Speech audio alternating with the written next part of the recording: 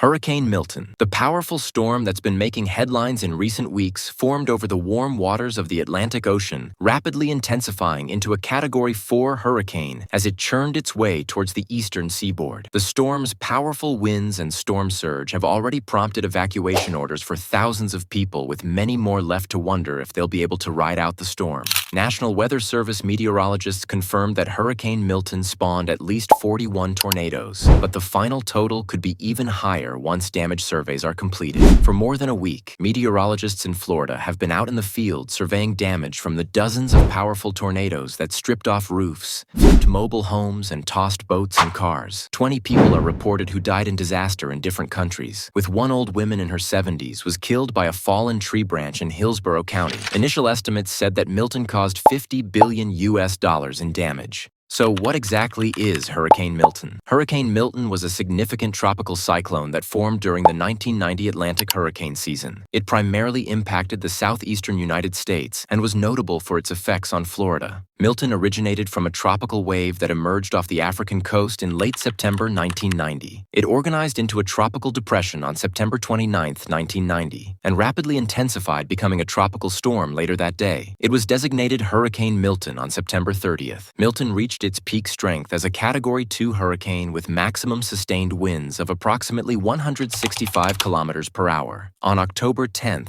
2024, about 125 homes were destroyed before Milton made landfall, and more than 3 million homes and buildings were left without power. Hillsborough County saw the most power outages, with around 500,000 customers losing power. Nearly 1,000 people and 105 animals were rescued. As the sun rose over Tampa Bay, the aftermath of Hurricane Milton became clear. What was feared to be a catastrophic hit had spared the region. On October 12, 2024, Joe Biden issued a disaster declaration for the state. By October 13th, over 250,000 Floridians registered for help, which was the most in a day in national history. There has also been mention that other celebrities have made contributions. The latest numbers are likely to put Milton in 13th place for the most tornadoes produced by any hurricane in the U.S. since 1995, but the numbers aren't yet final.